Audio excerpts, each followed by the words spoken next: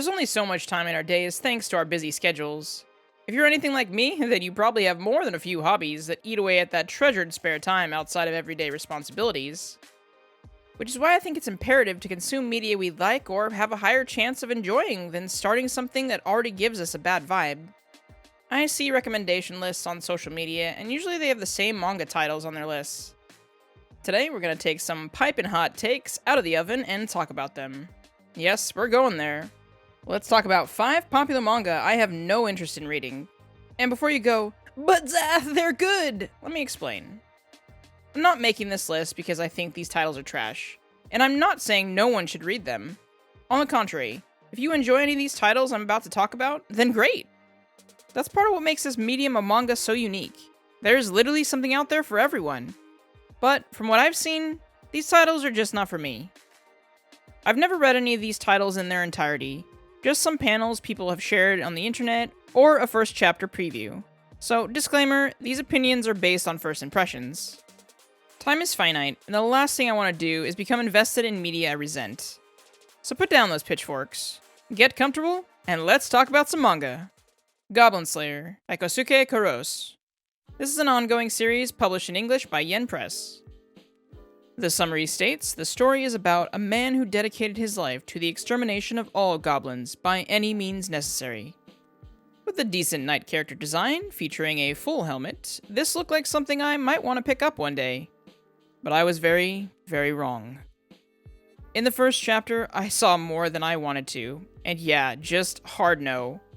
I don't want to read about rape, or women getting their clothes ripped off, violated, then speared through and murdered.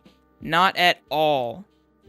And if this was the very first chapter, then I can only imagine this will, 1, either be a regular occurrence, or 2, it'll get much worse. Neither of which I want to stick around for. I guess some of this is on me, considering the cuter art style and the volume's mature rating clash. I figured it'd be violent for sure, but why do people feel the need to fetishize these topics? I found this pretty disturbing, and if this title is something adjacent to a hentai title, it isn't being marketed that way. It's a hard no on this title for me, and I barely saw any goblin slaying in this fantasy genre manga. Chainsaw Man by Tatsuki Fujimoto. This series is published in English by Viz Media. I've seen a lot of people excited about part 2 of this ongoing series, and people hoping for a second anime season, but I don't think this is a series I can see myself jumping into. One of the first panels I saw of this manga, and no, I'm not going to show it, it was really gross. Basically, the main character is eating someone's throw up. I don't really want to see that in a manga, bro. Why would you try to market that page to pull readers in? The other thing that turns me off is whenever I see someone talking about this series on my Twitter homepage, it's always references to the main character Denji talking about boobs. And sure, I don't have any context for this, or a possible deeper meaning. But again, I don't really want to read a story where that's the main character's motivation. I get that shonen protagonists always have to have some motivation, but really? This just comes across as sleazy. Sometimes I find myself liking rougher art styles, but not in this case. I don't really vibe with the character design at all. But mostly, my issue is with the whole premise of a chainsaw man. Chainsaws for arms in his head? I don't know, Jerry. The pet thing is kinda cute though, so +1 for the manga, I guess. The Saga of Tanya the Evil by Chika Tojo. This manga series is published in English by Yen Press, and is based on the light novel of the same name by Kairo Zen. This series was actually recommended to me a while back, but the more I looked into the series, the more disturbing it appeared. The official summary from Yen Press states, what would an ultra-rational Japanese salaryman do if he was reborn as a girl in a world where magic was real? Obviously become the Empire's most feared magic soldier, while climbing the army career ladder at the ripe old age of 9. The only things standing in Tanya Jachaf's way are a world war and maybe a supernatural being or two. But Tanya isn't about to let artillery shells or deadly spells stop her when a cushy desk job is calling. At first glance, the whole adult male in a 9-year-old girl's body is an immediate red flag. I know there are a lot of reborn as stories, but this goes a bridge too far for me. If somehow I was able to step over that hurdle, the next thing I slam into is the art style. Is it just me, or does this kid look like a Chucky doll? Serious proportions aside, the art style in general, and that of the main protagonist, is not for me. If that's not enough, this rebirth story begins with God basically wanting to reprimand Mr. Isekai, so he puts him in a magic world as a woman. So, you're just saying it's a lesser thing to be a woman out loud now and making it a cornerstone of the story's premise? Yikes. I'll sit out on Mr. Regular Salaryman versus Supreme Being undergoing a hissy fit. Berserk by Kentaro Marua. This series is published in English by Dark Horse. I honestly haven't read a single page of this series for context, preview or otherwise. As far as I can tell, the story is about a Cloud from Final Fantasy wannabe, a sword-wielding character named Guts, who has one arm. It's not violence that puts me off for this title, it's just the way women are represented in the series. I rarely ever see people talk about the female characters in a positive light. The discussion thread I read made it seem that the female characters were not well represented.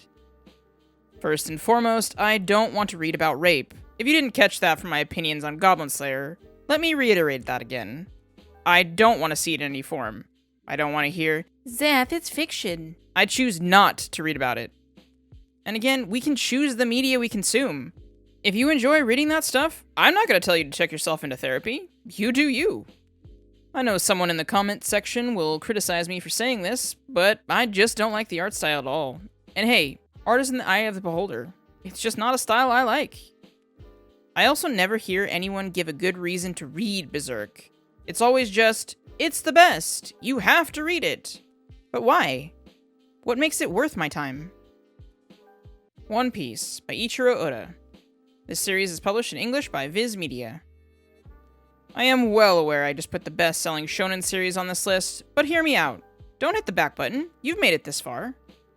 When I first saw One Piece featured in Shonen Jump magazine at the grocery store years ago, I wasn't impressed with the character design or the story. I found myself more interested in other manga featured in the magazine at the time. I mean, the character's name is Luffy D. Monkey. What? His soulless eyes always creep me out. Art style and character design is a big deal for me, and I just can't get over that insurmountable wall when it comes to this series. Not only that, I've seen some serious-looking panels of this series that I just can't take seriously. The art style gives off a vibe of a bad Cartoon Network show, and I just can't get around it. And once again, I know I'm seeing tidbits out of context, but art is art, and this is a long series. Speaking of length, this story has over 100 volumes and thousands of chapters.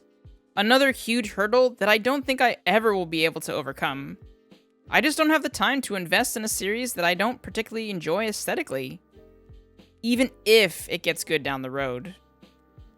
I remember someone telling me to play Final Fantasy XIII and saying, "Zath, it gets good around 23 hours in." Well, you know what? I played that game back in the day and I wish I could have my time back because I can't even tell you what that story was about now.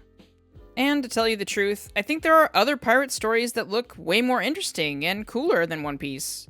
Sorry to burst any fans' bubbles. But hey, you guys have your Netflix live-action series to look forward to. Do you agree with me about any of these series, or am I off the mark? Am I missing something?